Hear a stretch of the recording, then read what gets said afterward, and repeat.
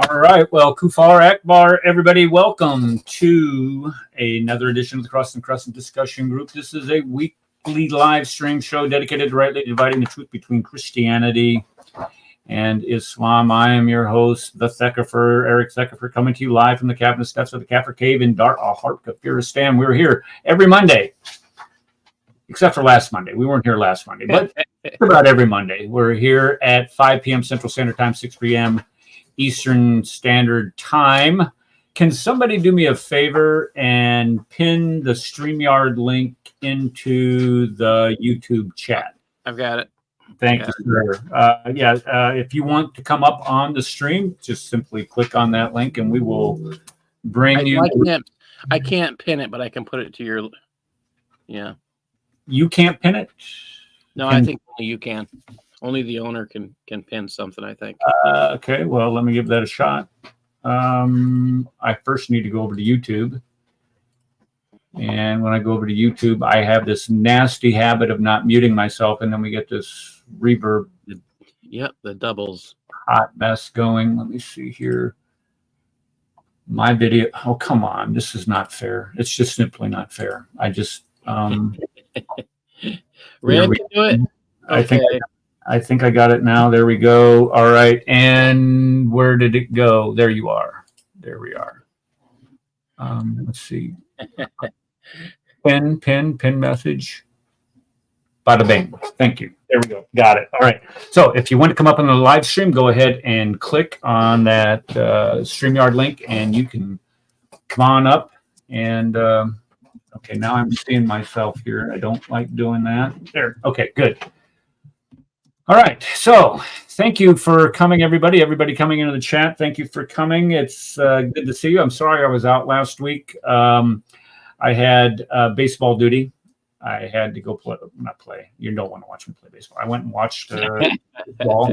And that's this retirement gig, this grandpa gig, being the papa is just, it's just, I mean, the biggest stress that I have is getting to the game on time. Because once you get to the game, all you got to do is just sit down and you watch, and I enjoy watching. I just love watching the grandkids play. It's just a good gig. Okay, so today we're going to be talking about Hezbollah, because Hezbollah has been in the news quite a bit lately, and I was when I was writing the show up today, I'm thinking, sometimes, guys, we've all had a bad day. I'm sure everybody here on the show, at some point in time, you are going to have a bad day. And then at other times, you just might have a bad week. Like teaching sometimes, just as I do, Paul, or other people who are I mean, even in other jobs, you just have a terrible week. Whether it's, somebody has been acting up, or you have a deadline that you have to make in order to get grades in, or you got to grade like 150 papers and get and it's just, and then sometimes you just have a terrible month where you just have back weeks and things just have been piling up. Hezbollah has been having a terrible month and a half. I mean, 2 months, at least 2 months. Now think about what this terrorist, this officially designated terrorist organization has done over the years. I mean, they have rained nothing but havoc to their neighbor to the south. Do they bother anybody else in the Middle East? Not that I know. Maybe you guys know of something else that they do. But this is a Shia organization, meaning that they are beholden to the mullahs in Iran, and they basically do what they're told. These guys have over 100,000 different rockets, or at least did, at their disposal, and they can shoot them off at any time, which is kind of a scary thing because you could actually overwhelm the Iron Dome with these things. But these guys, it started October 8th last year, just as soon as the Hamas started going into Israel. They crossed that fence, started shooting rockets in. Hezbollah said, hey, that's a great idea. Let's get involved in this. And so they start raining rockets down on northern Israel. And this is forced, I believe, does anybody know what the number is of Israeli residents that have been forced from their homes that are not back in their homes? I've heard it's as high as 100,000. It's currently 60,000 but I mean, if you would think about that just for a minute, would we tolerate, let's say you lived in El Paso, Texas, and some army group, let's say a group in Mexico decided that they want to take Texas back because they thought it was pretty unfair that, we annexed Texas and made it part of the United States. That's not a good idea.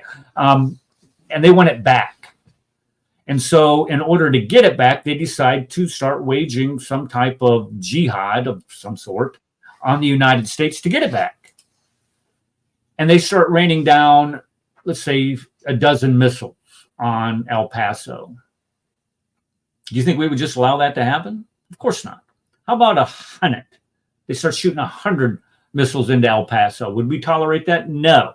And it gets to the point where they keep shooting missiles off in El Paso that people in El Paso have to evacuate El Paso and move up onto, I don't know, Dallas or Houston or whatever. And the people in Dallas and Houston have to come up in these hotels because they don't have any other place to put them up. Would we tolerate? Hold on a second, Eric.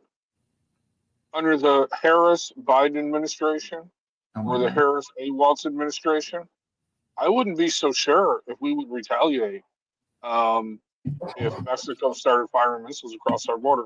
I think we just tell them don't do that, and then we'd surrender and apologize for our white racism, and we would surrender parts of the Rio Grande in Southern California, Arizona, New Mexico. I wouldn't want to deal with Texas doing that one. Oh no, we would definitely fire on no. The Harris-Biden administration has proven they will fire on Texas. Okay? They'll be dead. They'll be dead. Well, I'm just using this as a hypothetical, and I don't want to argue hypotheticals. What would Biden Harris do versus Trump Vance? Or I kind of want to leave politics out of it tonight, which is last time we had this show. You guys, I just gave you like a half an inch of politics, and you guys just ripped it out of my hands and just went running with it. And I was just like, okay, I'm just going to sit back. I'm going to go have some dinner and come back. You guys are still out for like, you guys were live for like a month after that. I couldn't get my channel back. That's why. Hey, Steve. Hey, Steve, I muted you, brother. We had some background noise from you. But the hypothetical is we would not tolerate, and Israel should not be forced to tolerate it either. And so what they have done is they have taken some action. And it started back in July. If you look at what happened in July when they killed those kids on that soccer field, and Israel was like, look, you can shoot missiles, into our country, and, you might want to hit this house here, and you might hurt some old cadre. They're going to kill an old man like me. Nobody's going to say a lot. They're going to say, well, he was old. We don't have to pay his retirement anymore. Too bad. So sad. But you start killing kids, and you have to start cleaning that hot mess up on live TV off of a soccer field.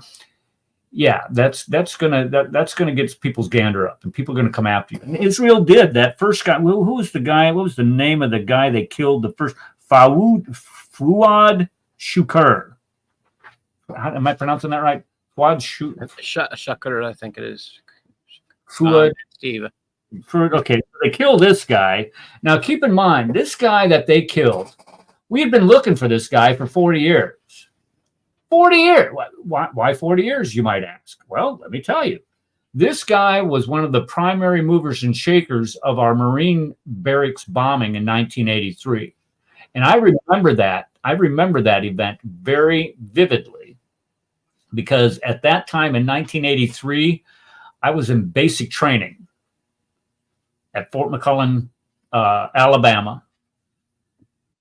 And the drill sergeants came out and told us to go, gentlemen, we're at war. And I'm thinking, this is not good because I'm in the Army. and the United States is at war, which means that I picked the wrong time to join this organization. Hey, I didn't plan to go to war. I just wanted to be an MP, and I wanted to get some college money. Now give me a break. Come on. And they spelled it out for us. I remember they took us into this secret room. It wasn't even, I didn't even know the room was there, but it was this huge room, and they brought the entire company in this room, and they just sat us down, and they started talking to us like human beings. It's like the first time they talked to us like human beings since we'd been there. And this is October, so this is probably right at the end of basic training. It had to be, but anyway, it doesn't matter. The fact of the matter is, this guy that they killed within a matter of hours, we had been looking for supposedly for 40 years, because it has been 40. It'll be 41 years next month. That this happened. That, and if you think about that type of source intelligence, how much intelligence you have to have in order to pinpoint exactly where this thug was, because this guy was in charge of the Hezbollah army he was, I don't know, some sort of commander, special forces commander, whatever it is. I could care less. The man is dead as a hammer right now, and he deserved it. Because you start killing kids like that, this is what happens. So Hezbollah had a bad day. That was probably the first instance of them having a bad day because of their messing around with Israel along that northern border. Now, keep in mind, the reason why Israel is pushing back on Hezbollah right now, because of that northern border, there is a river that runs through southern Lebanon called the Litani River. And the Litani River, I'm not sure how far, somebody check that. Maybe Steve knows off the top of his head. How far is that Litani River from the Israeli border? Is it like 20 miles or something? Do you guys know off the top of your head? Anybody want to tell me? You might have to unmute Steve for him to respond. Steve, you trying to respond? Dude, there's a button there that's got a microphone on it. I can't unmute you. You're muted yourself. You always look frozen to me. Oh, Steve's moving now. Okay, maybe somebody put it in chat. Oh, there he is. Steve's okay. You're unmuted now, Steve. Yeah. I don't know, but oh, you don't know? Oh, I thought you knew. Sorry. I think it's like 20 miles. And the reason why this is important is because there is a UN resolution that required the Hezbollahizanas, or whatever you want to call them, to move to the north side of the Litani River. And if they're going to operate in Lebanon, they're like, okay, fine, you're going to take over the country, ruin the country, destroy the country. That's your business. But you stay on the north side of that river. And so you have like a buffer zone between Lebanon and Israel. Well, Hezbollah is not operating that way. They're sticking all these missiles and launchers in people's living rooms, for crying out loud, and shooting missiles out of people's homes south of the Litani River. So Come on, Eric, be honest. If you could have a rocket launcher in your living room, you'd have one. I know I would have one. I'm just saying, personal preference. Go ahead. Well, I might have one there, but I'm not going to shoot it off while it's in the living room. But this is true. But go ahead. But here, this is even more important. If I was targeted for having it in my living room, I have nothing to complain about. If they decide to blow up my house because I just happen to have a missile aimed at Israel sitting in my living room, I don't have a right to complain. I have now made this the kafir castle here, the cavernous cave, part of a legitimate target. And this is what many of these people south of the Litani River have done. They're purposely hiding these missiles in people's homes. But I digress. But what Israel is doing now is they are pushing into Lebanon to push all of those Hezbollah operatives north of Litani River is what they're doing. But I'm getting ahead of myself. So when they killed this Fuad Shukr guy, that was the first step. The next thing that we saw was the killing of Hania, the Ismail Hania. That was August 4th. Now, he's not part of Hezbollah. I get that. But think about that operation just for a second. Here you have, and Israel, has Israel admitted this, the killing of Hania? Have they admitted? I don't think they've admitted this, have they? I don't think they have. But they went into, go ahead. Well, no. So here's the thing. So this operation, okay. Now you mentioned the first guy that was killed. We've been supposedly looking at for 41 years. They've known where this guy was for the past 41 years, on and off. Okay.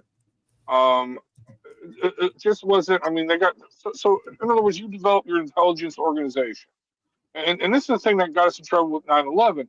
The intelligence, the CIA that was tracking Osama bin Laden and Al Qaeda, they didn't want to act on their intelligence because that would expose their network.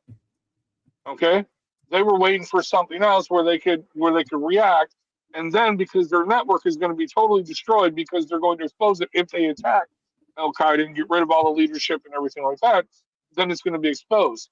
This has been, like you said, starting 41 years in the making, at least 15 years with the pager thing. Okay. In other words, Israel has totally and completely blown their total intelligence network on Hezbollah for this mission. They're all in it to win it, dude. I mean, they don't care. They have burned assets.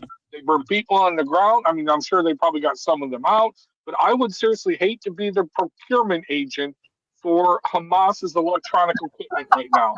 Because I guarantee you. Wait. I actually have that person right now. Can you share my screen? This is the new Hezbollah recruiter. I'll plug it in. Electronics. Now the circuit is hot and the voltages on this voltage. Oh my God! Oh, that's funny. That's funny. Please join me for the first time to hear how it sounds. And 1, 2, 3, 4. Wow, this is wild. You can see how far. Quite wide. Let me measure it for you.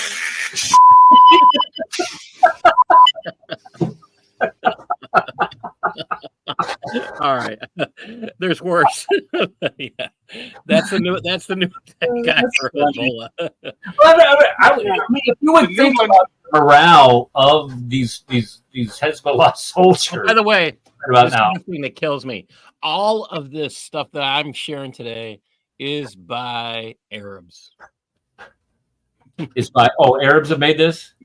Arabs made this stuff. That's the thing. No, that's the thing, because the Sunnis and the Shia, they hate it. And I'm sorry. The Sunnis and the Christian Arabs, especially in Lebanon, they hate Hezbollah.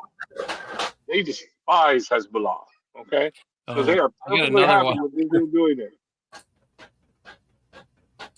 Yeah, this is I don't know. This is let me see here. Let me go ahead and present this. I love that guy. This I just, I could watch this all day. People have been ow, hold on, let's do it again. Ow, hold on, let's get it. Ow, I'm sorry. Okay, well, then I got to share a couple more. Oh my gosh. All right, so this is from memory.org. Okay. There's Nasrallah, by the way. He isn't dead. He wasn't dead then, but he blew his butt open with his phone. All right, now this is from memory, and some of this stuff is just funny. I'm sorry. That's their new communication device. That's hilarious. This is a Syrian Kurdish cartoonist, and he did this. They're all scared of their walkie-talkies, and they're waiting for him to blow up. How about that one? I like that one. I got you. I'd run. They're gonna blow up. And then there is this.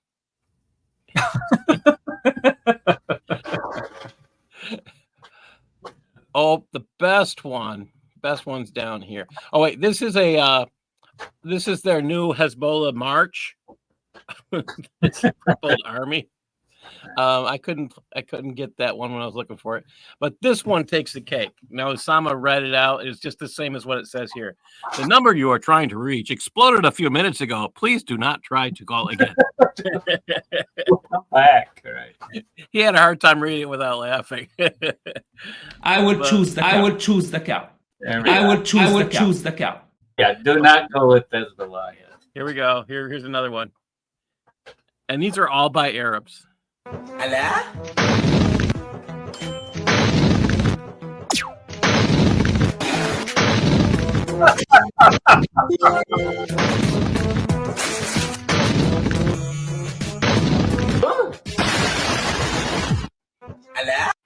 Okay. And this is just, I mean, but all you got to do to find these things, you go to X and you type in pagers and Hezbollah, and that's what I just did. And you'll find a whole bunch of things by Muslims and Arabs.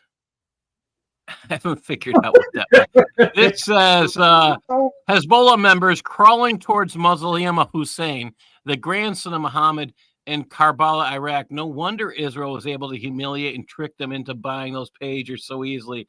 They are not very bright. Yeah, dude, no, I'm seriously, Tim, can you hear me? Can you hear me? Yeah. The Sunnis, they really hate them, dude. That's why, that's why when Netanyahu, that's why Netanyahu, when he was giving the speech at the UN, okay, he held up the blessings and the cursings. He went to the Bible and he said, this is the blessings. And he listed all the Sunni nations. These are the ones that are working with Israel. These are the blessings. Here is the ones that are cursing in Yemen and Iran and Syria and Lebanon. Okay. All right. But yeah, so let me get back to this if you don't mind, Eric. I want to talk about the operation. Do you want to go there, or did you have something else? No, go ahead. We'll come back to this. We'll come back to this. All right. So here's what this is according to Open Source Intelligence. Okay, Twitter account. He's really good. Okay, at what he does, and a bunch of other sources that I monitor. Okay, Israel. Dude, I wish I was at my computer. I could give this to you. I can give you all this information. Israel opened up this company in like 2015 in Germany. This was an electronic company. It was a front. It was a Mossad front. The pager company. The pager, well, not just pagers, walkie-talkies, all kinds of other things. It's the company that sold the pagers to the Hezbollah. Right. Okay. Right. Well, not just the pagers, but the walkie-talkies and car stereos. No, this was an elaborate thing. No, they blew up. No, the second attack was the most. Actually, I think the second. Well, I'll get to it. Okay. So they set up this company like 2013 or 2015. Okay, they get some licenses. Okay, from this dude. They played this company in Taiwan, so they get the license to manufacture these 1999 pagers. They're basically Motorola pagers, but Motorola doesn't make the pager anymore, so they sold the license to the Taiwan company. And this Taiwan company said, "Okay, fine. You want to make our pagers? We'll sell you this license." Nobody is making these pagers, okay? Right? Okay. Anyway, okay. So they get these pagers and they're just waiting. Like I said, Rad, hold on just a second. Does anybody here or in chat? I forgot. Oh, my goodness, I got all these comments in chat. Sorry. Does anybody here or in chat know of somebody that still uses the pager? Have you? I mean, I haven't seen one. Nobody. The last it was 1997 or 98 was the last. No, even before that. Hold on. Was the last time I have a picture of the replacement for the pagers. That's right on the screen. If you share my screen. No. So medical doctors and hospitals and nurses stuff. Yes, they do have a pager, but not this pager. This is the 1999 or 1998 Motorola pager. No, they do have a pager that's only limited to the hospital. Okay, when the doctors are on call in the hospital, when they're like the the ER doctors, okay, right, where they're basically working 24 hours a day and they're taking a nap or doing something with the nurses. But no, seriously, they carry a pager around, but it's only limited to their network. It's on their Wi-Fi. It's not you got to dial a number. It's on the computer. Okay, this is not that pager. So whenever the Hezbollah's apologists say, doctors carry around these pagers. Okay, no, they don't carry around that pager, but they still carry around a pager. Think of like when you go to a restaurant, like I don't know, what's a restaurant that does this? Like they give you the pager. Olive Garden. Olive Garden, yeah, Texas Roadhouse, whatever. Yeah, okay. Yeah. All right, you good. Okay, Like well, that's what this is. Your table's ready. Yeah, well, no, that's what this is. It's a thing that lights up, and your patient is dying or you got a patient, okay? But either way, so they set this company out, okay? They bought this thing, okay? And they waited, and they waited. Oh, and they waited, okay? Then because of their human source intelligence, they flip people, they turn people, blah, blah, blah. And also because they have hacked their Apple iPhones and their Androids or whatever, okay? All right? They convinced Nasrallah, the purchasing of Nasrallah, to send out in February, okay? This happened in February, where they're like, okay, we all got to go to these pages. So somebody in the Hezbollah network said, hey, look, we need to go low tech, which, by the way, is a thing in the military. You can't hack a low tech system, supposedly is the theory. In other words, who's going to hack a Commodore 64 computer that's not on a network? You can't do it. Who's going to hack, an Atari? Who's going to hack a Texas Instrument? Who's going to, you can't do it because it's 1970s, 1980s technology, and it's not on the network, and nobody knows the system. You see what I'm saying? Okay, so there is that thing in industrial anti-hacking. You store your super secret files on the Texas Instrument version, okay, or the Commodore 360. But that's beside. You guys still hear me? Am I still coming clear? Or am I like, You're still fine. You're fine. Okay. All right. So somehow someone in the Hezbollah organization who, well, maybe he was flipped and he didn't know it, or maybe he was just convinced because, I don't know, they send in a honeypot. Okay, they send a government that says, hey, I know Habibi. This guy, we can get you a good deal on these pagers. Oh, okay. Either way, they order the pagers from this company in February. Now, there is some discrepancy here. Okay, well, did they order it in February or did they receive them in February? Or start receiving them in February? Either way, these pagers, what they did, they run on alkali batteries, regular AA or AAA batteries that you get. You know what I mean? They're not hacking your pager or your cell phone to explode your lithium-ion battery. That's not what they're doing. Although I'm sure that probably could be done, but not with this. Not with this thing. Okay. So what they did was they took this pager and they put in a few grams or an ounce or two of some kind of synthetic or some kind of plastic explosive. Eric, as someone who's been in the military for some odd years that has worked with these kind of explosives, what would what would an ounce or two of this Syntec or PT or whatever they're calling it do if you were held it up to your face? And it went I off? don't even think about that. It could have blown your face off. Yeah. Yeah, you would. Yeah, you'd have a bad day. And what would happen if you had it in your pants? You would. You wouldn't be reproducing it. Yeah. Okay. That's another statement. Yeah. Anyway. So they did this, and the pagers worked. That's another thing. They had to insert a code or a chip where the chip would only activate the detonator, okay, to detonate the C4 if it received a certain page from the certain cell phone, or the certain text message. You see what I'm saying? Well, and there was a delay. They put a delay in it. They put a 30-second to 1 minute delay. You can see it on the video. The dude gets the page. There's the one guy, he's buying food or something at the grocery store.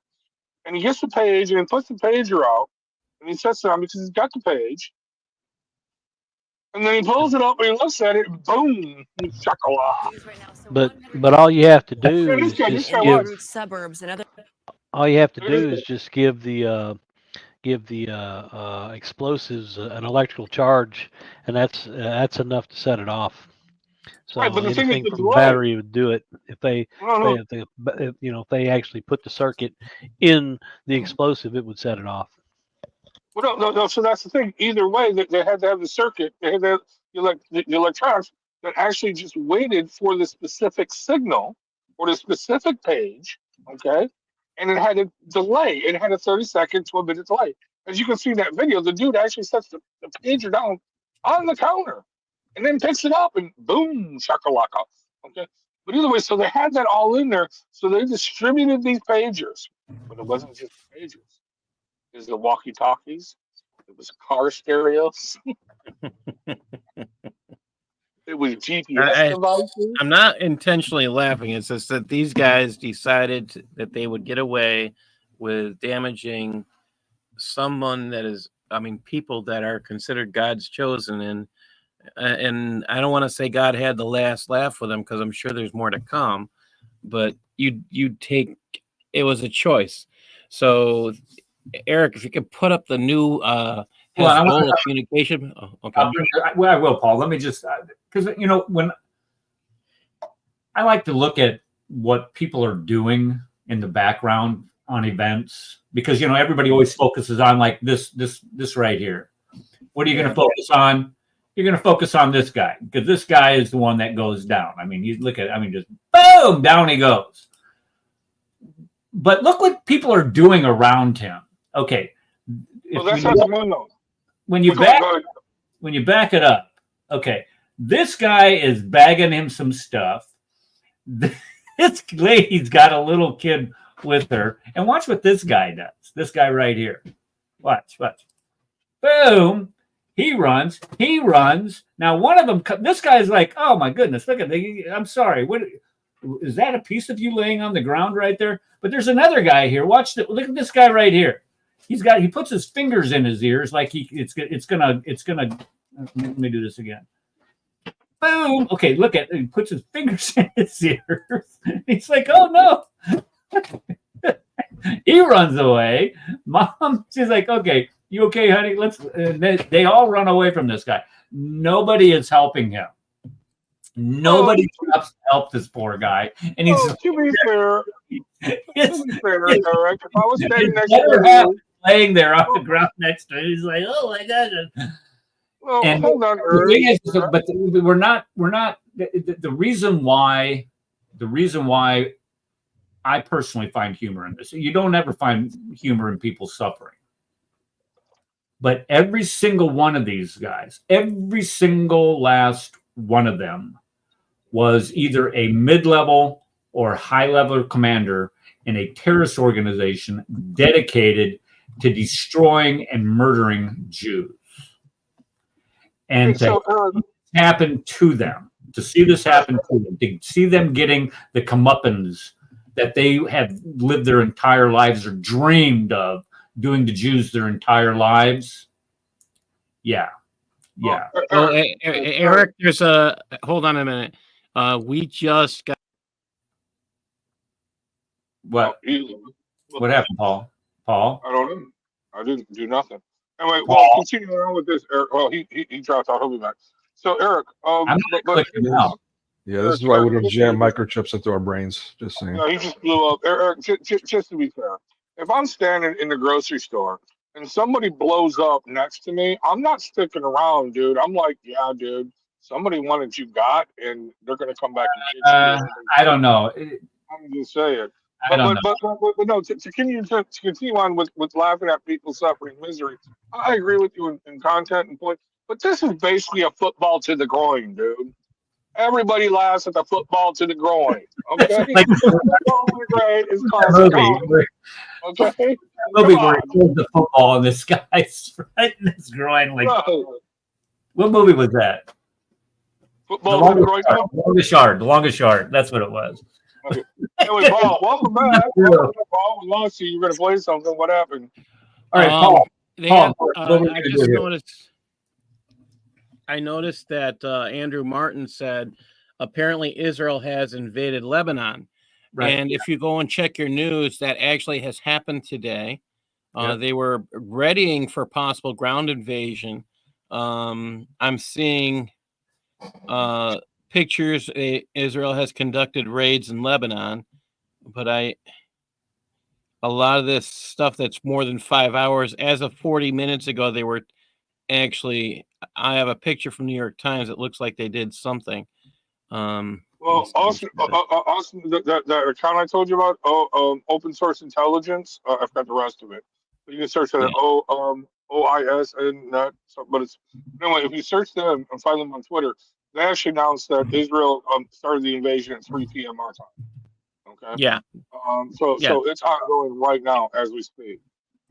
So basically, what they're supposedly going to do is they're going to push Hezbollah across that river.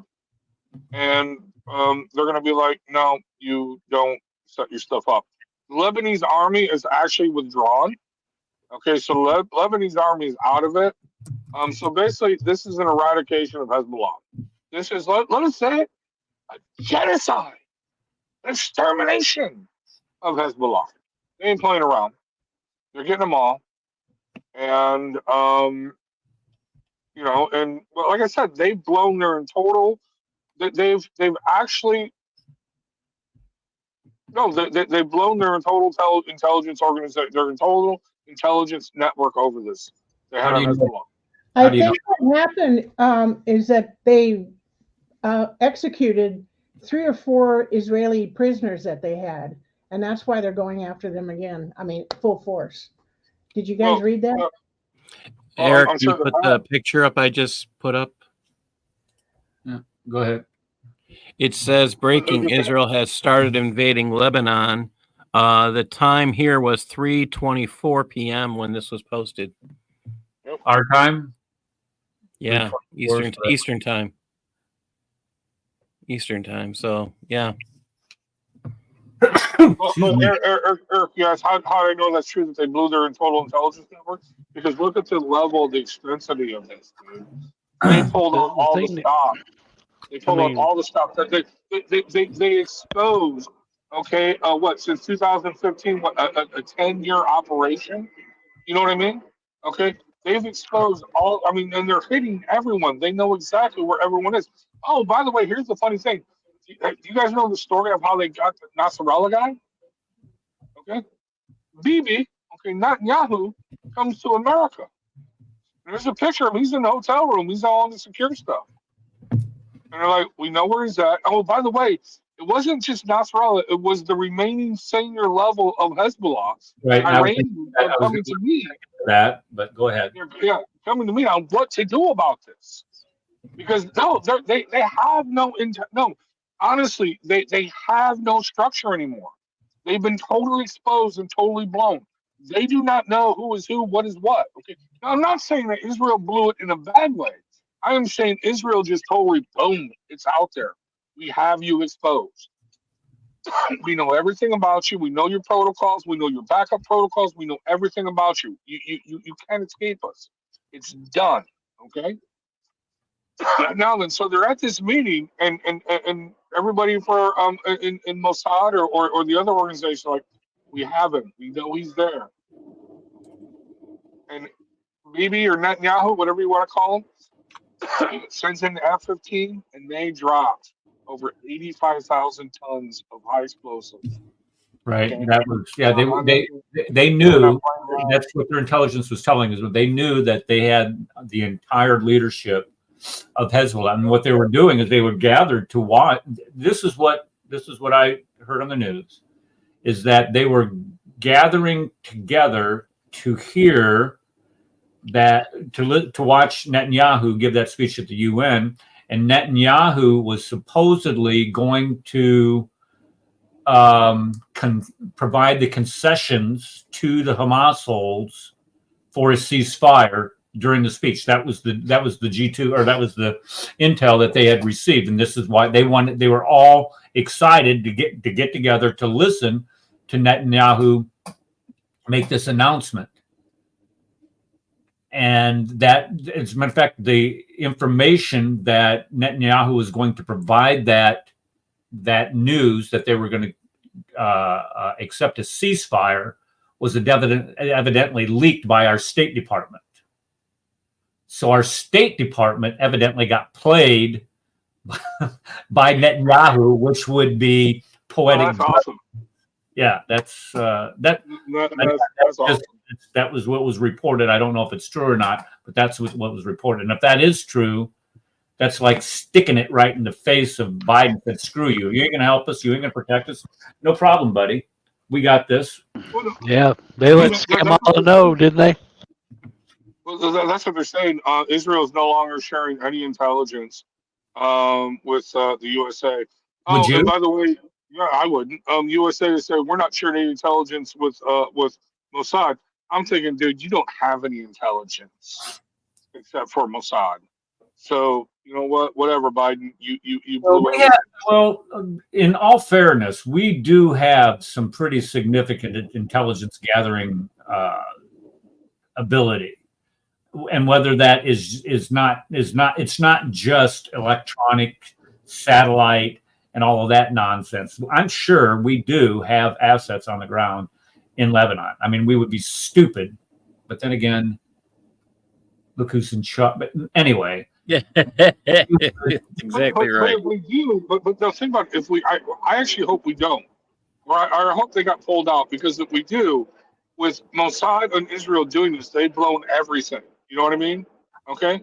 So those assets that we have, they're now at risk.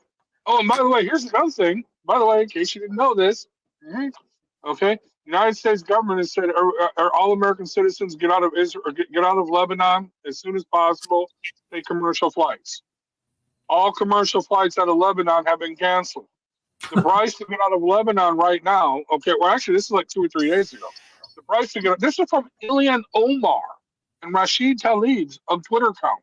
Okay, the price to get out of Lebanon right now for an American citizen is $8,000.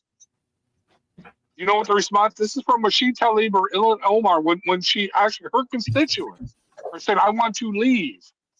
She sends it off, so they contact their congresswoman like they should, and the congresswoman contacts the State Department like, yeah, okay, those who there, we'll give them a loan, but they got to pay us back at 3% interest for the $8,000 to get them out. Our own government is not evacuating our own people, but dude, they will sit there and move heaven and earth to evacuate 20, 30,000, 50,000, 100,000 Haitians and move them to the United States of America for free and give them $5,000 food stamps. Killing an additional 1,800 people and injuring thousands of others, as well as killing countless goats. CNN international news correspondent Kevin Brown. Who's playing this? Wait, who's playing this? Sorry, it was me. I didn't mean to. Sorry. Oh no, Take a look. The goats. Wait, no, that's AI. That's AI. Oh no. That has to be AI. That has to be AI. Well, they got the goats, man. That's all Watch there out is for to those it. exploding goats. But the big one, I was trying to listen to He it. had posted this in chat. I think this was Andrew Martin posted this in chat here. And this is 5:30 Central Time. So this was 15 minutes ago, less than 15 minutes ago. It says Israeli oops. I got to share this, don't I? Come on, Kafir.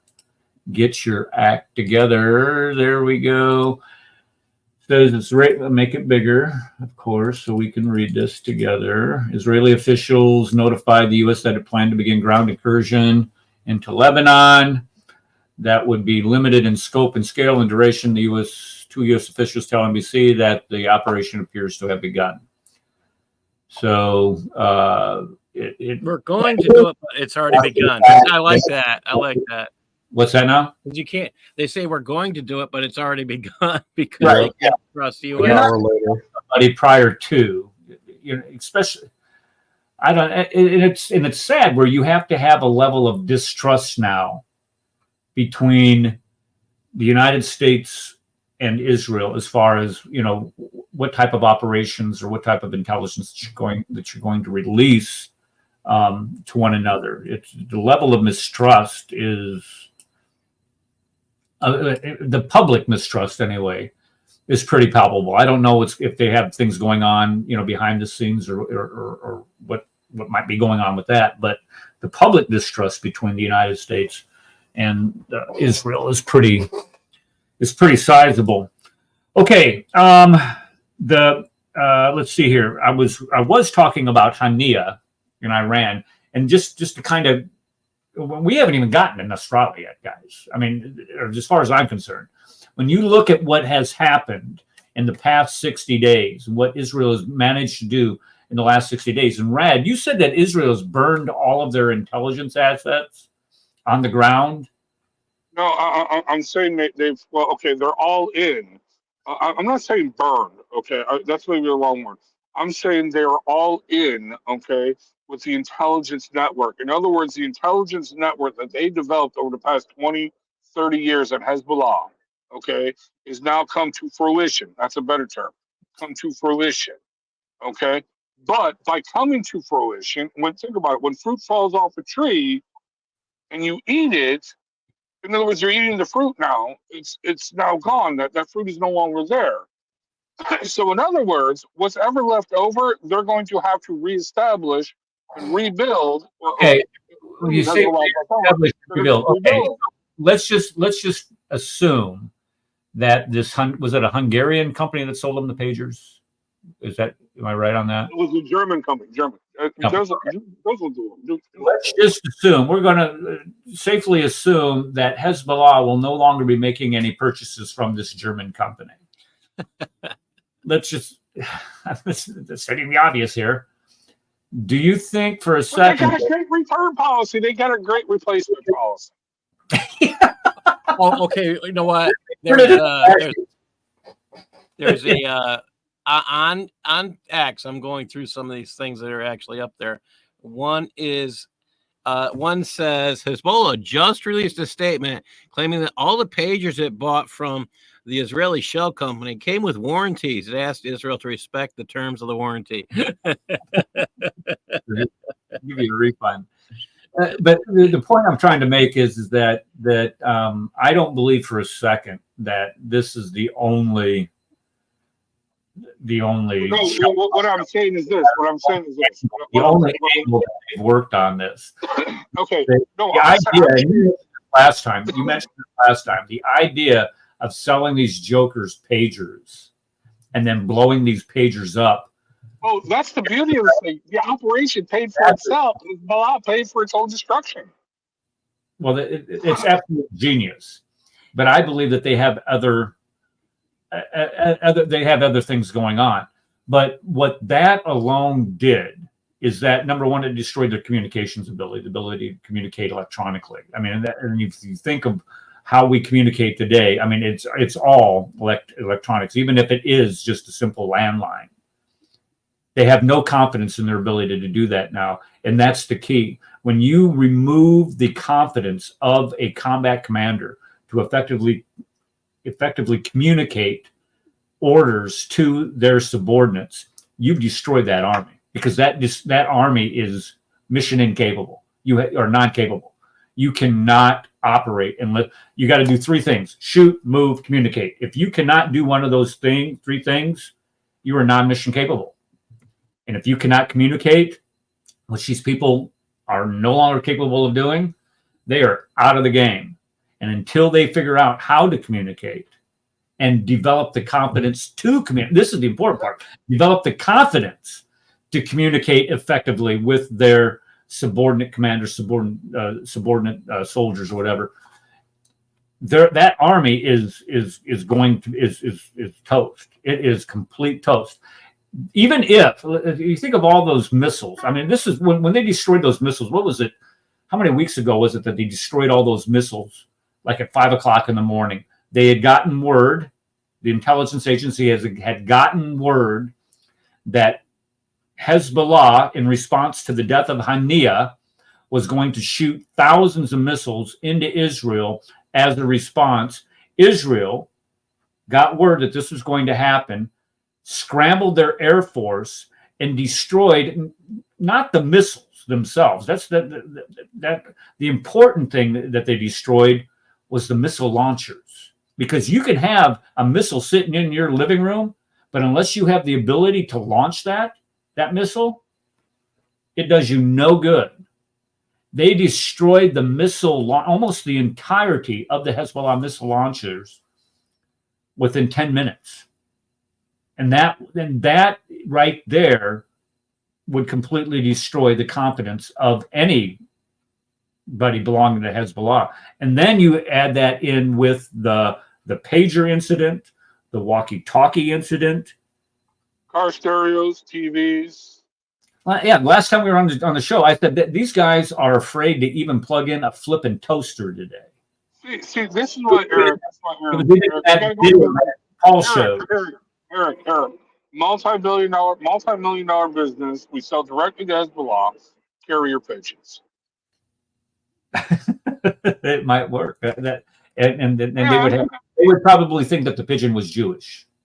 And Israel can put explosives in the carrier pigeon. I'm just right there. You go. That Air Force that dropped rocks on that army, according to I think it was East or something. Anyway, let me just fix this real quick. And this with this, okay? I'm just saying, okay. No, don't get me wrong. I'm sure they've got other shell companies out there ready to supply Hezbollah. But what I'm saying is they've blown the total concept of that. Not only that, but the procurement agent, whoever thought that this was a good idea to buy all their pages from this company, okay, has now been similarly executed or pulled out of.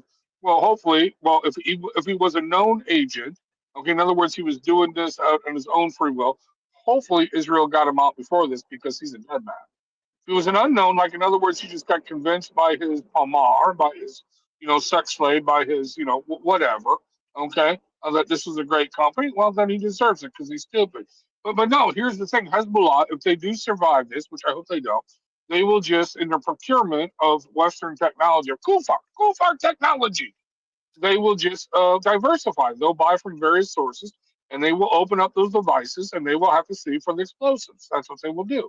Okay? So in other words, they blew this angle, okay? And also, there are only things, how do they know Nasrallah's, all this stuff, like, for instance, the Iranian thing, when they hit that dude in Iran, okay, that exposed their intelligence network. They are that close. Okay? They know exactly in Tehran. Okay? That was what I was pointing out. If you can go into a military installation, right? That's where I was at, an Iranian military installation, and not just any military installation. This was in Tehran. This is downtown. This is like the Hunger Games, going to the Capitol, President Snow's palace or whatever. Being able to get into his palace and kill this guy, that right there would. And this is what Israel is doing. They are sending these people a signal that should terrify them. The days of terrifying Israeli citizens dropping bombs at bus stops, running Israeli citizens over, attacking. Those days are over. Those days are. If you're gonna be a terrorist, and you're going to act like some big shot commander of these terrorist units, you're the first one to go. Look what they did. Am I wrong on this? Didn't they take Nasrallah's replacement and kill him too? Yeah, like 24 hours after he that, was they he was out with it. Yeah, he was out almost exactly 25 hours later. Yes. Good night. Could you? Think about that. Could you imagine me sitting around the table of all these terrorists and saying, "Okay, we need a new leader." Are you going to volunteer? Are you going to volunteer? I'm committed to do that. No. But see, no. So this is what I'm saying. This is a dual-edged sword. So what's this total exposure? What's this total thing of Israel doing with their intelligence asset, where they're saying we can hit you no matter what, where? Okay, we can do this. We know who you are, where you are, when you are. Okay, it doesn't matter if you're using. It doesn't matter if you go to pagers, carrier pigeons. Here's another idea. We sell them 2 tin cans and string. Okay, to communicate with each other. Okay, Eric, can you pull up my carrier pigeon? But no. Here's the thing. So now you cause all this confusion within Hezbollah and Iran. Okay, so you cause all the confusion. So now they're trying to search who is the traitor. Who is this? And yes, they will execute some innocent people. Some that have nothing. Well, they're not. They're innocent in the treachery. They're innocent in the betrayal. But again, you will cause a purge. But eventually, in other words, they will tell, like for instance, okay, we elect a new leader here. We're only going to tell 2 people where he's at. But one of the people we're going to lie to because he's not there. And then if they hit the place where he's not at, then we know that's the traitor. If they hit the person where he's at, because we can get some other stooge, it doesn't matter, then we know this is the traitor. I mean, that's what it will cause. They will eventually narrow it down to the human intelligence, where they will actually get to the bottom of it, who is talking to who. Okay? But either way, I mean, it's still brilliant. Don't get me wrong. But it is an all-in. I mean, dude, this is Texas Hold'em. They are all in now. They're all in right now to destroy Hezbollah, or to make it to where it's going to take them another 30 years where they will build it up, and Mossad and Israel intelligence will be right there with them, working with them for the next 20 years, and then they will hit them again. You see what I'm saying? Okay. Okay, I got two things about what you said. You were talking about the guy that worked for Hezbollah that bought those pagers. Were you not? Yeah, well, it could be a couple people too, but somebody had to make a decision where we're only going to one company. Okay. Could you imagine? I mean, just think about that for a second. If you're the guy that made that decision and you didn't die in this attack or whatever, could you imagine the rest of your life going and interacting with these other guys that don't have any hands now around their faces? Okay, so that dude, so that dude, if he wasn't, you're gonna be that dude. Like every time they see you now, you're that dude. He's got to walk around. He doesn't have any fingers on his hand. Well, no, that's the thing. That's the thing. If he wasn't in other words, let's say he had an Israeli mistress. Well, he doesn't know it's an Israeli mistress, or right. He had someone, that was turned, that was his underling, that said, "Hey, look, this is a great company. I researched it on the internet. It came up on Google. They will ask no question. They will take Bitcoin and they will sell us pagers." Okay, and he says, "Yeah, okay, let's do that." Let's say he's totally innocent of the espionage. Okay, that dude is a dead man. It doesn't matter if he didn't know or didn't know. Let's put it. Think. A bigger punishment would be to let this guy live and force him to continue to interact with all those people that got hurt. If he did not, but that's not what's going to happen. They're going to be like, "You're gone, dude." You're probably right. They probably often, there's a lot of people who are going to want some retribution. Dude, I was like, there was that page and my nads are gone, dude. Come on, dude. Yeah. You really pissed? Okay. Now let's talk about this Nasrallah joker. He's been in power for 30 years? Well, not anymore, but he was anyway. He was in power for 30 years of running Hezbollah. And not only did they just blow him up with a bomb, my understanding is that the Israelis used more explosives on this guy than any other target, human target, prior to him. I might be wrong on this, but it seems like I was reading an article about the amount of payload that they dropped on this guy's head. They just wanted to make sure. And if you have all of your top Hezbollah operatives all meeting in the same place, and not only was that, they had also some Hamas leader. I have that written down. Hamas leader Fatah Sharif and his family. Oh, he wasn't with them though. This guy was killed in Tyre, Lebanon, along with his family. They figured out that he had blue eyes. Do you know why? This is a bad joke. Why were they blue?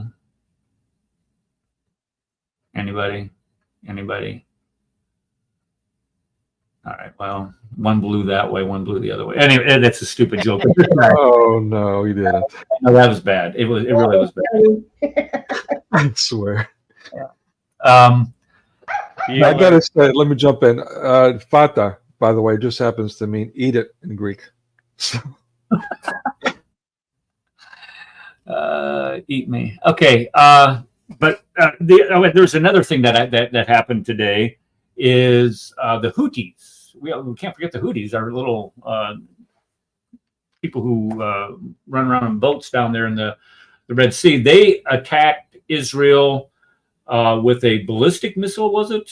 Or some type of missile shot down in a pretty, I don't want to say it's inconsequential. Anytime you fire a missile at a country, a sovereign country, it's consequential. But I mean, it's Israel after all. So it's really not that big of a deal because everybody and their brother in the neighborhood shooting at them.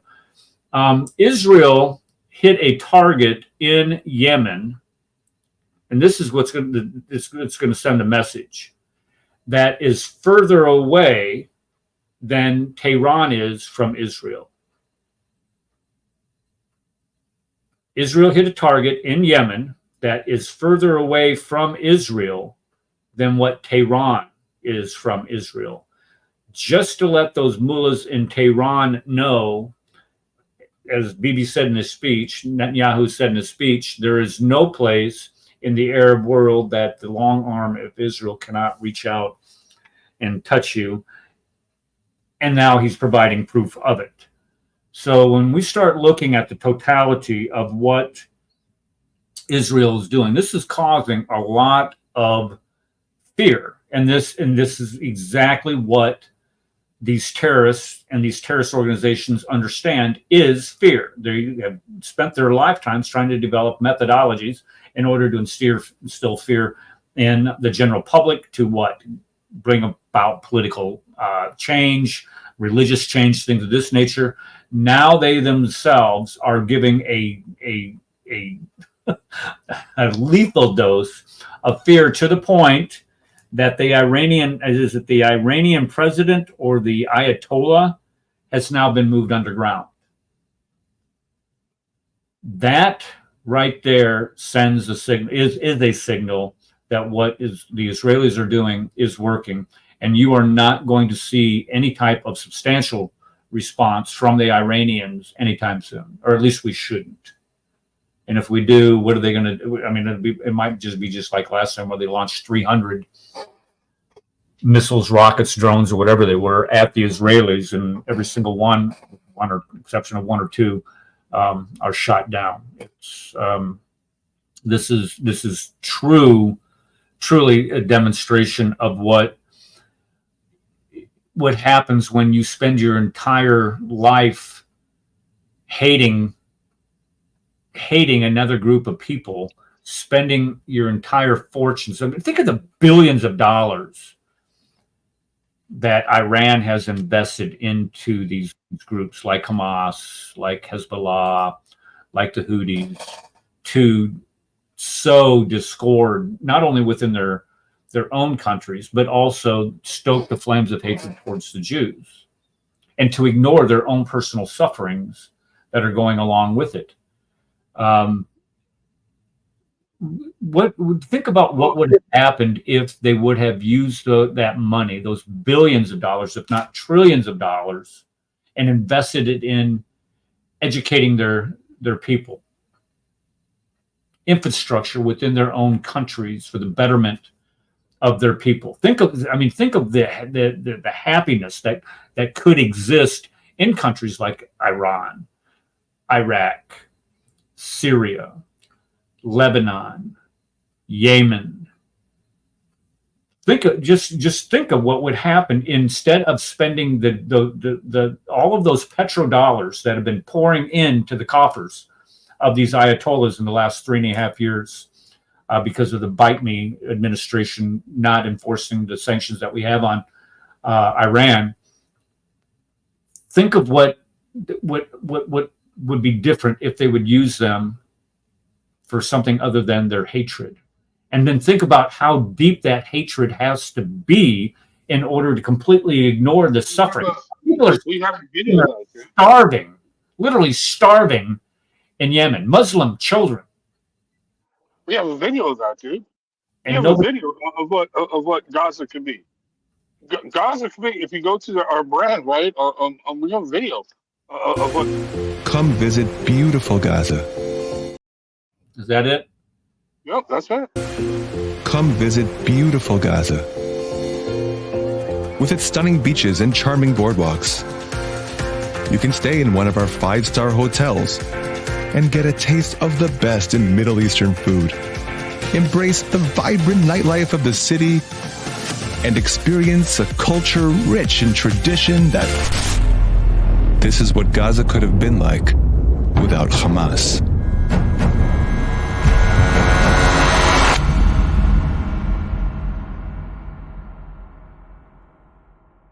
I would choose the cow. Well, no. She was 9 years old! She was 9 years old! All right, sorry. Okay, no problem. But think about that. I love that one. But think about that. Look at, dude, Tel Aviv. It's just 20 miles away up the coast. If that from Gaza City. Tel Aviv is a thriving Mediterranean paradise, party city, great coastline, great views. Take your wife there, take your girlfriend there, take whatever there, your family there. It is a great place. You know what I mean? Kick back on some of those beautiful beaches. Okay? You're finished. Right? Okay? But look what they did, and they could have had that in Gazastan. They could have had that. They could have had an international port. They could have competed with Tel Aviv, because Tel Aviv and Hebron, I said Hebron, yeah, they could have competed with them, okay, for international ports of entry. They could have competed with there's actually oil fields out there. They could have competed with them for that, okay? But instead, no. They chose this crap. There's a thing, I posted this, okay. So the hospital in Israel, I forgot which hospital it was, northern Israel, okay? When all this started happening like last week, they announced that it took them a couple days, but they evacuated all their patients and staff to their underground bunker. And they showed video and pictures of it. It's basically a regular hospital, but only, 100 feet underground. Okay? Who did this again? Israel. So I forgot what city it is. I'd have to look it up, and I'll have to get back to you on this. But whatever it was, it's one of the northern cities, okay, that are directly, not Tel Aviv, but are directly affected, okay, by Hezbollah rocket attacks, okay? Well, maybe it was Tel Aviv, but either way, they evacuated their entire staff and patients to this underground bunker that they have underneath the hospital. And it looks just like the regular hospital, okay, except it's underground. There's no windows, right? And it's like 150, 200 feet underground. Now think about this. This is what Israel does to protect its civilian population, protect its hospital patients. They build a bunker underground to protect them. What does Hamas do or Hezbollah do?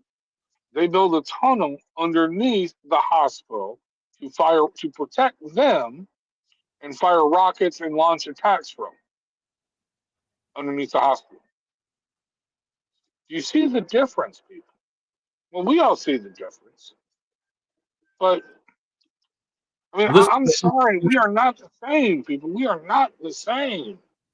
Okay? Well, this is what there's a saying, and I might mess this up, but it's where the Hamas use women and children to protect their missiles, and the Israelis use missiles to protect their women and children. Exactly. And this is the same thing. They're using their money to build these tunnels, these dungeons, these layers underneath the. What is that, Sharon? Oh, this is a suicide bomber. Yeah. Oh, yeah, it doesn't fit. Okay, I'm sorry. But when you invest that amount, when we start talking about the amount of money that the United States, UNRWA, the UN has invested into Gaza, it's absolutely sick. And then when you look at the net worth of the Hamas leaders, they're worth billions of dollars. So they're not only grifting the money away from the people of Gaza, but they're not using it to better their lives. And this is what we're talking about. They use this ideology of Islam to attack Jews. Somebody posted something in here. Oh, here it is. I think Elizabeth sent me this. It was camera.org. This is an article about Nasrallah in his own words. Did you send this to me, Elizabeth? You're the one that posted this in chat? I think you were. I might be wrong. You're finished. Let me bring this article up. Here's some quotes from Hassan Nasrallah. Let me make it bigger so y'all can read this. There we go. Is that big enough? All that. There we go. Okay. Ever since I was 9, I had plans for the day I would start doing this. When I was 10 or 11, I would say that I'm a cleric. You need to pray behind me. If the Jews all gather in Israel, it would save us the trouble of going after them worldwide. Now, this is, if anybody's afraid, or, not afraid, but wondering what type of guy this Nasrallah guy was. These are some of his comments. Nasrallah was the leader of Hezbollah, bombed the Israeli embassy in Buenos Aires, killing 29, injuring over 200. And then there was another one where they killed 86 and injuring over another 200. He said, if we search the entire world for a person more cowardly, despicable, weak, and feeble in psyche, mind, ideology, and religion, we would not find anyone like the Jew. Notice I do not say the Israeli. So he's including not only all of the Jews in Israel, but also Jews worldwide. But I mean, think about more cowardly, weak, feeble in psyche. Dude, I mean, you think about that. Weak in psyche. These guys just planted Semtex in your flipping pager and blew the nuts off of half of the people that work for you, dude. What kind of person makes this kind? This is the Islamic hubris, the Islamic machoism, where they have to show everybody that they're strong. You're a flipping retard, and you know why you're a retard? It's because you don't spend money educating the people around you. And that I'm sorry, but I shouldn't. I don't mean to be so crass, but doggone, this reading this crap. Oh, people are beloved and our dear brothers. This is in 2000 in Palestine. Oops, I didn't have this up on the screen, did I? You're finished. Read that. Are you guys able? Did I have that up on the screen where you could read that? Oh, people are beloved, our dear brothers in Palestine. I want to tell you that this Israel, which possesses nuclear weapons and the most powerful air force in the region, by God, is weaker than a spider web. Really? How's that working out for you? How's that Israeli Air Force working out there, Mr. Hassan? Of the central reasons for creating Hezbollah was to challenge the Zionist program in the region. Hezbollah still preserves this principle. And when an Egyptian journalist visited me after the liberation and asked if the destruction of Israel and the liberation of Palestine and Jerusalem were Hezbollah's goals, I replied, this is the principal objective of Hezbollah. And it is no less sacred than our ultimate goal. The generation that lived through this creation, is entirely of this entity is still alive. This generation watches documentaries and reads documents that show that the land conquered was called Palestine, not Israel. Again, you are a historical illiterate. We face an entity that conquered the land of another people, drove them out of the land, and committed horrendous massacres. Boy, that sounds like what Muslims did to all of North Africa, all of Persia, clear into the Hindu. Yeah, it sounds like exactly like that. And we see this is an illegal state. It is a cancerous entity and the root of all crises and wars that cannot be a factor in bringing about true and just peace in the region. Therefore, we cannot acknowledge the existence of the state called Israel, not even in far in the future, as some people have tried to suggest. Time does not cancel the legitimacy of the Palestinian claim. So this guy and Hezbollah, as the leader of Hezbollah, is committed to the complete destruction of Israel. And we know what Islamic justice means. What'd you say, Ed? Islamic justice? Yes, we know what Islamic justice means. Yeah. Every time they use that word, we know what they mean. Head chopping, stoning, decapitation, Yeah. severing arms. Yeah, it's a great time. As a matter of fact, Don't forget rape and sexual assault. And You're doesn't finished. matter You're what. Finished. You're finished. Yeah. You're finished. Wallahi, you're finished. Where is that coming? Was that was coming from our? Was that you? That was. You're finished. You're finished. Academic weasel. Fraud. You're a fraud. You're a fraud.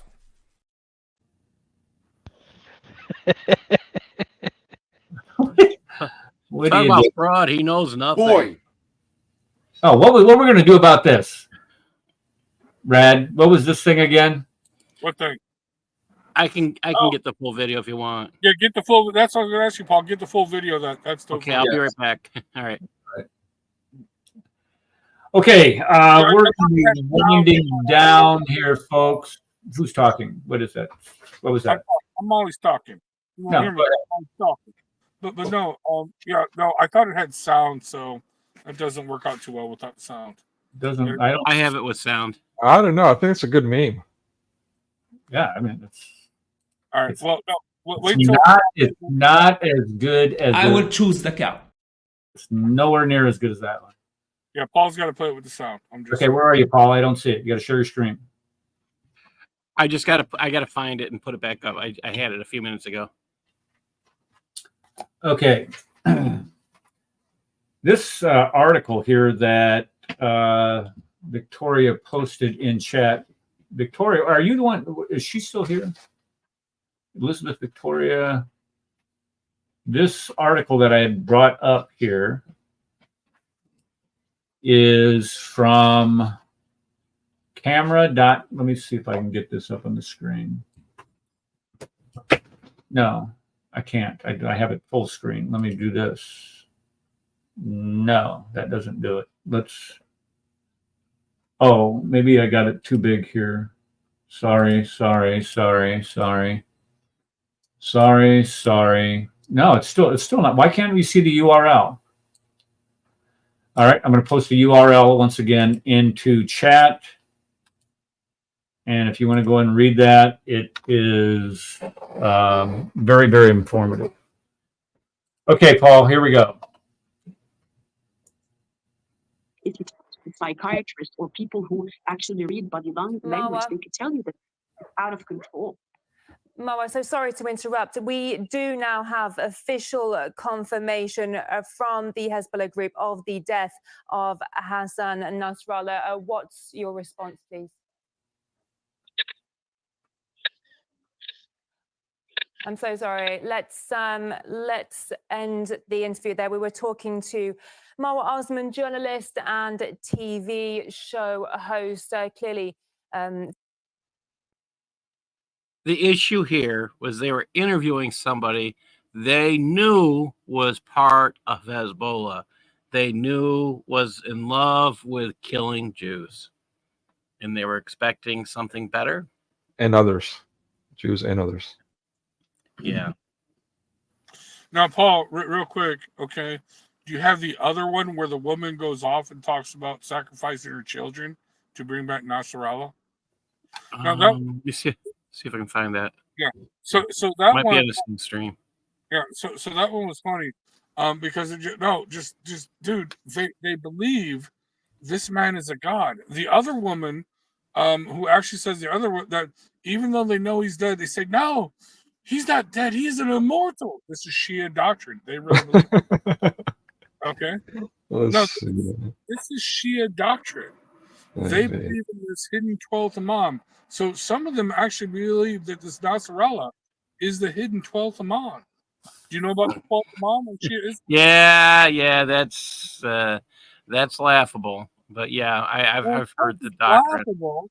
Of course, it's laughable, but they believe it. Okay. So Eric doesn't know. Do you know about the 12th Imam? Are you asking me or Ed? I'm asking you, Eric. Do you know about the 12th Imam? 12th Imam to the Mahdi? That's yeah.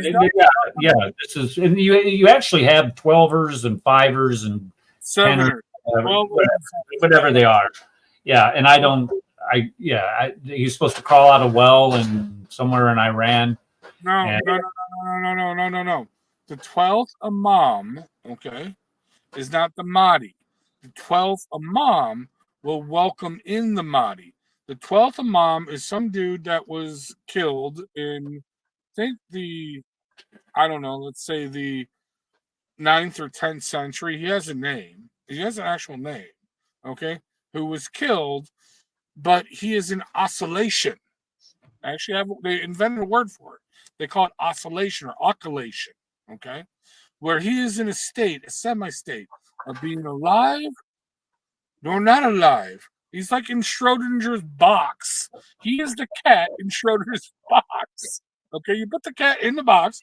You don't know if it's alive or dead until you open the box. Okay, but no, he is somewhere in the Schrodinger box. But he will return, and he will introduce the Mahdi. And they actually that this thing is okay. I know. Hold on. He's not a man. He's a holy half-dead. Yes, exactly. He's in a special place. They don't know what special place. It's kind of like a forerunner, like John the Baptist was. Is that pretty much? Yeah, but except that John the Baptist actually died and got his head chopped off. They believe that this dude didn't die, but he's taken to a special place. okay? Who's the guy that's going to crawl out of the well? Who's this guy? That's the Mahdi. I never heard about a guy crawling out of the well. Oh no! It's protruding suborbital ridges, small cranium, 1300 cc brain. Neanderthal man. Is that me or No. That's Nico? Yeah. No, it's not me. Not that one. That was Ed. I'm sorry, Nico. I didn't mean to blame you for that. No worries. I gotta wonder, are they stuffing coffin? I mean, this is coming from CP. This is his favorite go-to. But are they stuffing cotton in his anus when he died, or is that not necessary? Sorry, that's a CP thing. Yeah. I don't want. Even if they are, I don't want to know about that. That's the kind of things that. That's an Islamist I think thing. the problem there is they have to go find it. Well, in Iran, I want to figure out who is this forbidden. Let's see here. Going to the mountain. What is this? Coming out of the well. Maybe Islam Messiah. Who's coming out of the well? Let's see. According to this prophecy, lunar and solar eclipse, Advent. I never heard of anybody coming out of a well, unless you're talking about the movie Rings, with the girl who never sleeps. Oh, somebody's got to help me out here. Let's see here. Well, date as well with regard. No. A lot of them, as well as the truth, in this world, as well as in the next world. No. Now, what is? My goodness. Sign of the upcoming. Who's crawling is the bad word. I might know who it is. You've no idea who I am, have you? Yes, you're Sardonupsi. I'm doing a series on Eddie Murphy, just so it happens. Okay, climbing out of the well. Climbing. You guys have never heard of this? Never heard of this. No. It's not ringing a bell. No, hold on. You might be confusing the Well of Tears or the Well of Sorrows, where Aisha cried at the well before the Battle of the Camel. You might be confused with that. No. In Islam. But either way, Shia Islam, if you get into it, it gets really into occultish stuff. and really into this weird. No, they actually believe Ali is God. They believe that he is God. That Ali is actually not just the replacement of Muhammad, but that he is actually Allah incarnate. They actually believe this. Shia also believe that their patron saints, their 12 imams, or their 11 imams, or their 7 imams, or how many imams they have, are also incarnate. They're also divine, or have divine attributes. No, the Sunni, they also worship at graves. Okay. Oh no, dude. Here's the funny thing. Can you guys hear me? Because I take out my earbud. Yep. No, you're good. Okay, I'm good. Okay. So here's the funny thing. So during Ashura, where they whip themselves into a frenzy, here's kind of the funny part of that. After Ebola, there are all kinds of videos. Okay, so Ashura, where they whip themselves, they flagellate themselves. Okay, they cut themselves with razor blades and whips and flint. Okay, that they put in the whips. I mean, no, it is a bloody ceremony. This is to commemorate, okay, the death of Hussein, the grandson of the Prophet, who was executed by other Muslims and had his head chopped off. Go figure. How does that happen? But either way, okay. But no, this whole Ashura festival, and they put on plays, okay, all right, where they have, okay, the dude that cuts off the head, the actor he's a Shia actor that cuts off the head in the play of Hussein actually dies, literally. The crowd You're not thinking erupts of and kills him. the Dajjal, are you? No, not the Dajjal. No. This is the Ashura plays. Look this up. Ashura plays. This is how the sectarian violence erupts. No, No, that was for Eric. I'm sorry. Oh, well, no. What did you say? I'm reading this over here. I'm sorry. You weren't thinking of the Dajjal, were you? No, I found it. I'm going to let Red go on, but I found what I was looking for. Well, let me just continue with this. But here's what's funny. Look, Google. Well, if you can still find it, I'm sure you can. But YouTube or Google Ashura celebrations. Okay. Before Ebola, whatever that was, and it is a bloody mess. They actually cut the foreheads with razor of 1-year-olds. Okay. Literally to shed blood. Okay. And then after blood, they whip themselves into a frenzy. Okay, with whips that are actually flagellants. They actually whip themselves into a frenzy and with whips that have flint in them or razor blades. They cut their chest. When they're slapping their chest, they have razor blades in their hand that are cutting their chest. They're just flicking this blood all over the place. But then Ebola comes around, and that's like a total bloodborne disease. They're like, yeah, we can't do this no more. So now, no more. But you see these old timers in the videos coming out of England today, and they got all the scars on their bodies from this flagellance that they're doing. Okay, but there's no more blood. It's just red skin because they're spanking themselves.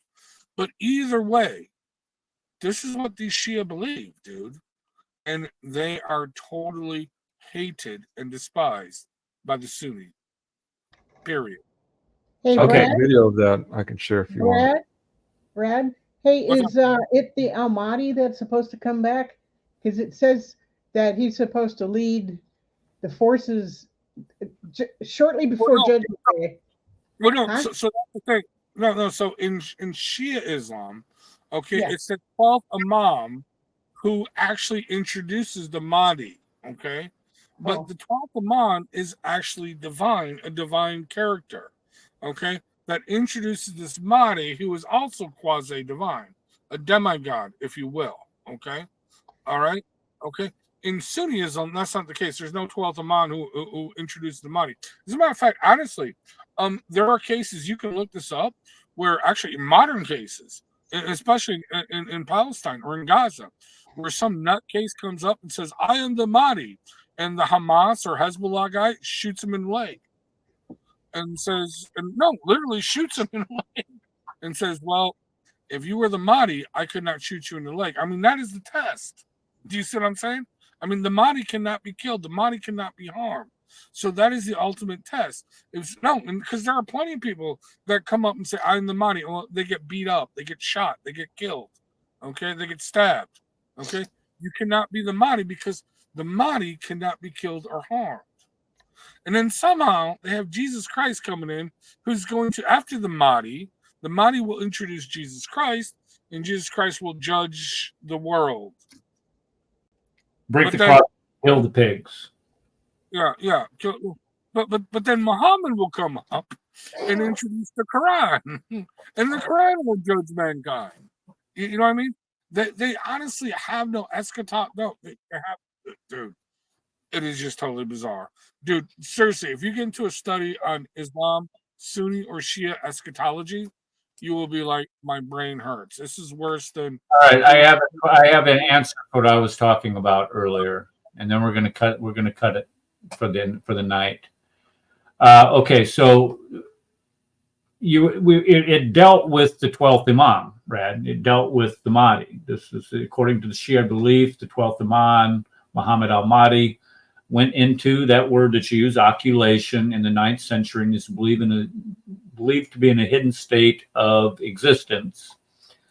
He is said to be alive, concealed by God. The idea of the well comes from a specific tradition where some believe that the Imam al-Mahdi went into hiding in a well in the city of Samarra in Iraq. So this is where I thought that he was going to appear out of this well. But anyway, Okay, so that's a tradition. That is a tradition. It's not evidently. I mean, it's like, the difference between the Lutheran position on consubstantiation versus the Baptist tradition, where it's just symbolic. It's just a tradition, is all it is. No, this is they will kill you over. Okay, and besides, I know my Shia Islam because I dated the Shia girl. She was the second woman to break my heart. She really did break my heart. But last I heard, she was making tons of money working for the State Department in Iraq. Who knows if she's alive or dead? I hope she's alive. But she was making that. Probably covering her hair, I believe. That can be a sure bet. Okay, so tonight we talked about Hezbollah and the Israeli literally terrorizing them. Now, whether or not you think that's right or wrong, I think if you're going to be a terrorist and you get terrorized, we might call that justice. If you are a murderer and you are murdered in the course of carrying out one of your murders, you have no room to complain. It isn't that we relish the thought of people being killed, but sometimes you just step back and say, you know what, good for Israel, bringing justice to them. And this is what's happened with Nasrallah and his replacement within 24 hours. But I'm sorry, that's not funny. Within 24 hours of getting blown up, he's dead. Hold on. The replacement now has a replacement, which I'm sure if he's alive today is a Mossad agent. Okay, I'm just saying. He just might be. No. They announced it. They announced it like, I don't know. Like I woke up and checked Twitter. I checked the Mossad account, Mossad and the Hezbollah account, and I checked, and they announced, when I woke up that they now have a replacement for the replacement. I forgot his name, but I'm like, we'll see if you're probably Ehud Finkelman. They're like, he's sorry.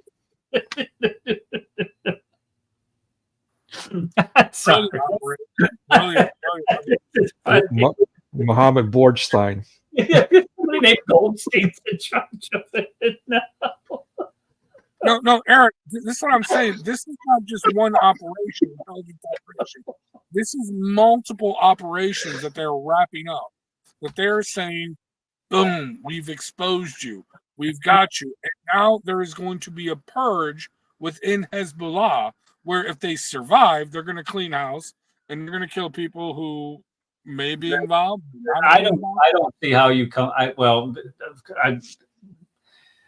Al Qaeda came back from what happened to them. ISIS has been so they're gonna, but they're not gonna be. I don't think that they're gonna be able to wage the same type of. Exactly, that's the thing. You take away. Yeah. You can't take away their ability to hate and wage war, but you can take away their ability to wage the war. Okay. Well, I think they have. I mean, you've again, shoot, move, communicate. Those are three things essential for any army in order to be effective. And you cannot communicate, you're done. Stick a fork in. You're done. I mean, look at Lebanon. They hate Hezbollah. They want Hezbollah out. Lebanese army. We're done with this. We're not going to back them. This might. There are videos. Oh, I wish I could show you where. No, there are videos where these Hezbollah agents, they're being kicked out. They're being beaten up. Like, you cannot hide here by Sunnis, by even Shias. They're like, no, we do not want you. Well, this is. Let's just hope that this is the difference between Gaza and Lebanon. Let's hope that there's enough Lebanese there that are able to stand up to this death hold that this terrorist organization has had on them, and they're able to rise up and throw them off. Let's just hope that they can do that internally instead of having the Israelis come in and clean house. And let's just hope Israel doesn't screw this up. This opportunity that they do not screw this up, like they screwed up in the 1990s, okay, and before, okay. Let us hope that honestly, okay, because they did this. Israel gave the green light, okay, to massacre a Maronite village, multiple, not just a village, but a suburb or an enclave, where they actually allowed, okay, their Muslim position to massacre this Masorite, okay, Christian community that turned the Christians against them. Okay, for some reason they allowed it to happen. They did this, okay, and let us hope that they do not pull out and reward Hezbollah. Okay, and that's another thing that they did in the 1990s, late 1990s, 1997, 1998. But either way, we can get in deeper discussion on this. Okay, because no, Israel blew key opportunities multiple times, and a lot of people died. Okay, because of their blunders. Like the 200 and something Marines that died in Lebanon. Okay, that was an Israeli screw up. Okay, all right. You see what I'm saying? I mean, no. All right, I'm going to go to a cold close. All right. And close the show. I don't know if it seemed like you're going down a rabbit hole and conspiracy theories and all this, that, and the other. Lebanon's just it's a shithole. It's been turned into a shithole by this civil war, this Islamic inspired civil war. And look, we're closing it out. All right. And let's just hope it's really straighten it out. Nico, what were you going to say? Forgive me. Can I just share just to that point? It just so happens 2 minutes video quickly. It just YouBoob kind of gave me hell for this video, just so you'll know. But I appealed it, calling them commie Nazi pagans, so that didn't go too well. But then they allowed me to repost it, so it should be okay. But since it's the end, I would imagine it's okay to show it and then just clip it if something happens. Is that cool? Yeah, go ahead. All right, cool. Thanks. All right, so again, this is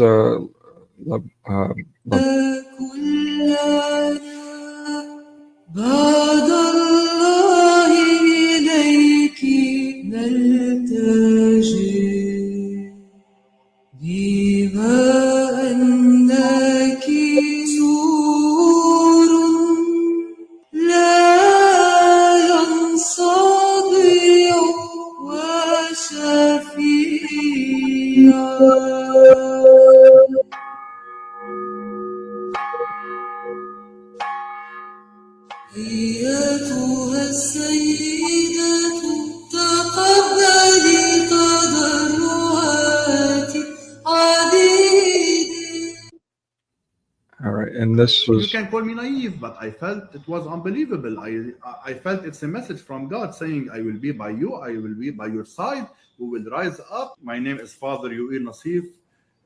I am a priest. And okay. Yeah, and that's basically another bombing from a different church in Beirut in Lebanon. And this is something that we all know here that's been going on for a long time, but it doesn't, you know, it gets swept under the carpet for some reason. And I also have video of the thing you were talking about before about the self-mutilation, if you want, from Reuters. Brother, wait, is that Israel bombing churches or Hezbollah bombing churches? I mean, either way, it's like Christians getting massacred. So because that's another thing. Israel has hit churches either by mistake or by design. Actually, Steve talks about.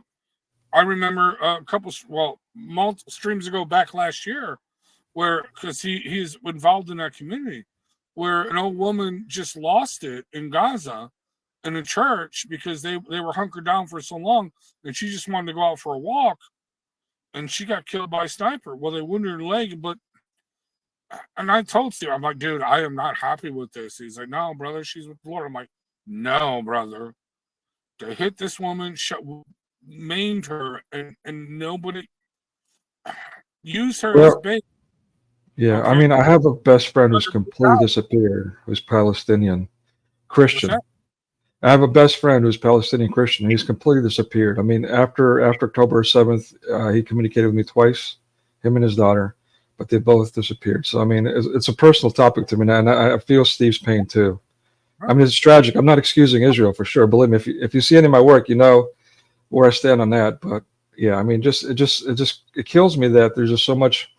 I mean, yeah, you're right. I mean, Israel too, but I mean, Islam for some reason is portrayed, as we keep saying here, as something that, you know, is the religion of peace and all these things, when this stuff has been going on for centuries upon centuries upon centuries. It's not a 2024, 2023 thing. No, they're not a religion of peace by any stretch of the imagination. They are the religion of Satan. Bottom line, they follow Satan, and you heard me say it right here. That's call it what it is. Or Eric, he wants to go.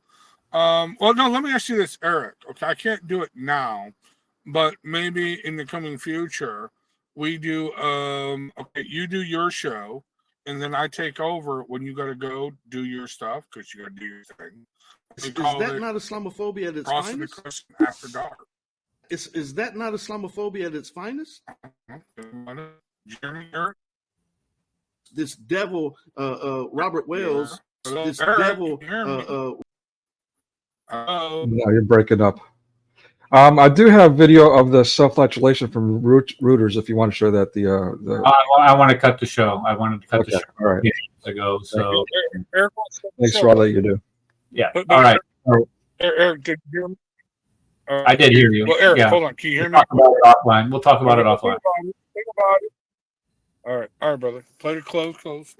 I can get you cold close. You closed out, and you didn't play the close last time. Yeah, I forgot. So this idea of you hosting anything is just unconscionable. All right, everybody, thank you for coming. We will see you next Monday on the Crescent discussion group. Everybody that was on the panel, thank you so much for your contributions and chiming in, bringing your opinions and your thoughts and your facts.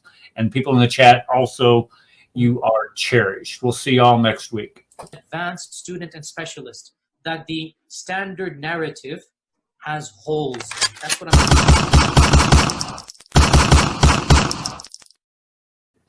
that the Muslims were rioting against one another. And as much as we don't want to face the fact, the Muslims were lying sometimes. They were fabricating, they were embellishing, and that might be hard to accept, but that is a reality.